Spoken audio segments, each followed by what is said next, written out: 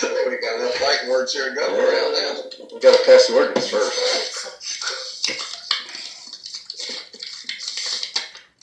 Good evening, Mr. Chairman, Board of Commissioners, County Manager David Birkenbein, Medical Burn Ban. It needs to be approved. I can't send y'all any more information than what I sent, but anytime a fireball, a fire pit, or whatever, and clean wood, 30 cigarettes right next door to you in an hour, $700,000 to save a life from a pit, from a pan, from whatever. $2,300,000. So, am I supposed to pay all this out in a 5-year period because you want to burn in your pan, in your pit, in your bowl, clean wood? I welcome to look at all the bills if you want. It's open records to you. So, anytime you inflict this much pain on one citizen in the county, then we have a problem. You need to fix the problem. And I hope you do it tonight with this medical burn ban. Thank you.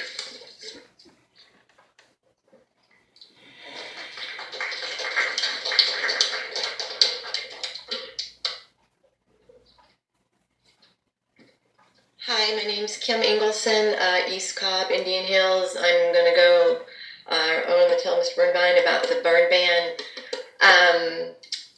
I probably don't feel as strict as he does as far as the chimeneas and fireplaces, but I do feel that a year-round burn ban on yard waste should definitely be enacted as a law. There's too many people in too many communities that are constantly affected by smoke from September 1st, I think it is, through April 30th.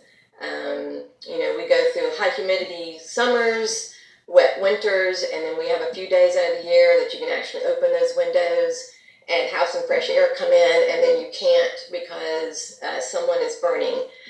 This past Thursday morning, I left my house at 9 a.m. The burn starts at 10 a.m. I left my house at 9 a.m. I could already smell smoke. I drove from Indian Hills to the Kroger. The parking lot was all foggy, smoky. I got out of my car to go buy flowers for my birthday gang. And it's just like, I just shake my head. I'm like, I'm going to go to my breakfast smelling like smoke. I then drive another 3 miles down the road. I can still smell the same smoke. So people say, burn ban, 1,000 feet. It doesn't matter. If you're burning, that is going miles and miles and miles and miles down the road. And everybody, every car, every child, every animal is affected by that smoke and that however many mile radius that wind is carrying it. So I would love to see a burn ban for yard waste be enacted year-round in Cobb County. Thank you. Okay, thank you.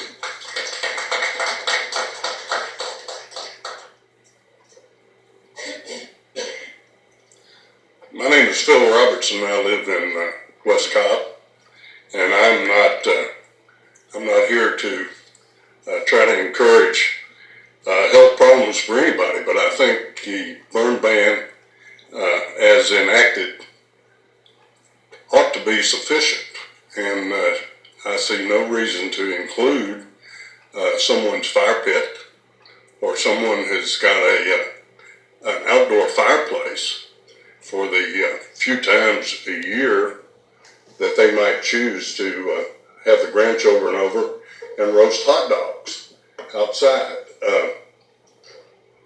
The impact of a burn ban on neighborhoods, a burn ban on 60-plus houses around whatever the individual residence is that is concerned, seems to me to be sufficient at the moment. And like I said, I'm certainly not here to encourage anyone's ill health. But the fact is that we live in a community of almost well, I guess over 500,000 people in Cobb County. And not everyone has an issue with this. And seems to me that this is a bit of an overreaction. And again, not to diminish anybody's problems medically, but it just seems to me that we're throwing the baby out with the bathwater when it comes to the community's ability to enjoy the community in which they live. Thank you, sir.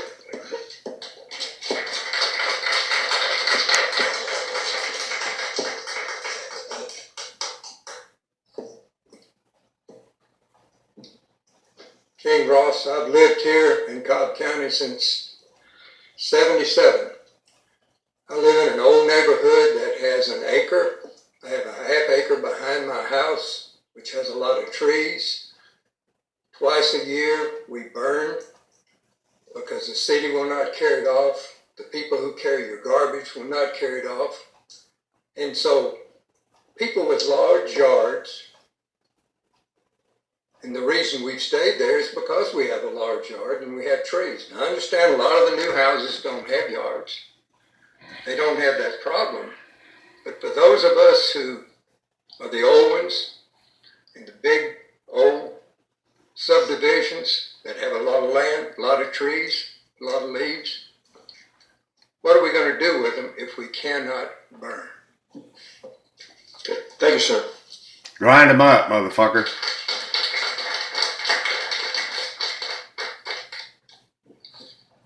I'm John Goulas, Ackworth, Georgia. I feel everybody's heartfelt concerns about people with medical issues. But several weeks during the summertime, we have code orange smog alerts here. We have fires in North Georgia mountains, inversion temperatures where the smoke comes down. Well, how do these people deal with the pollution and burning here? What's going to be next? My outdoor smoker? The barbecue grill? Somebody who moves in besides a Burger King with all those fumes coming up there?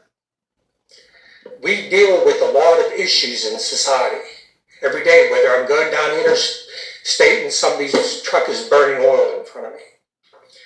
We deal with these, and these people with the medical issues, they have a responsibility of their own to do what they need to do to seek their help too. I feel for them, but maybe you shouldn't be living in a metropolitan area if you got health problems that we have several weeks a year with code orange smog alerts. Smog is smog.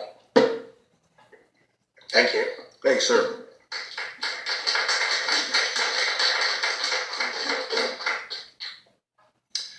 Is there anyone else here that'd like to address the issues here on these proposed these revisions to the ordinance? Okay.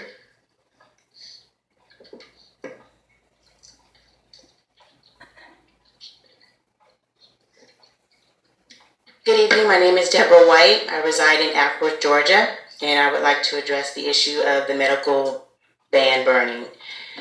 There are a lot of neighbors that I've spoken to, including myself, who have done many different things with their backyards, including makeovers that have cost them a lot of money. We do feel for the individuals who have health issues. However, we also believe it is our right to have expended the money and the investment into our homes to make it beautiful and enjoyable for ourselves, our families, and our friends that we entertain. And a lot of that includes having these outdoor fireplaces, the fire pits, the fire chimneys, what have you. I have a young daughter who likes to entertain. She's a Girl Scout. Part of Girl Scout tradition is roasting marshmallows and having s'mores. If we are not allowed to use our fire pit anymore for them to do that, then there goes one of the traditions that we have established at our house. So with that, I believe that the medical burn ban need not go forward. Thank you. Okay, thank you, ma'am.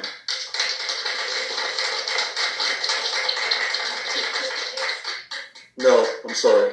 No, sorry.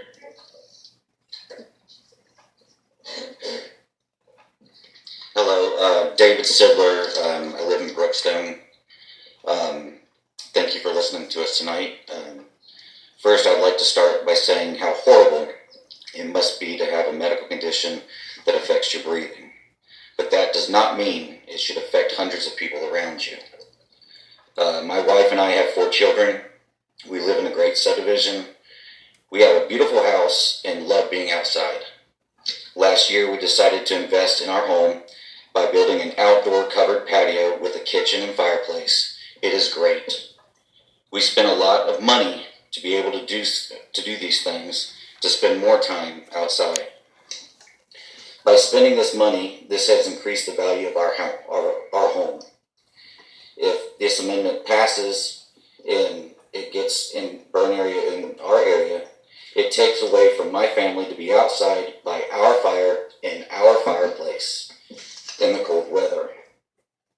Wasted investment on our home, having an outdoor fireplace that we cannot use. This will lower the value of my home and the homes around us. This is not right. Thank you. Thank you, sir.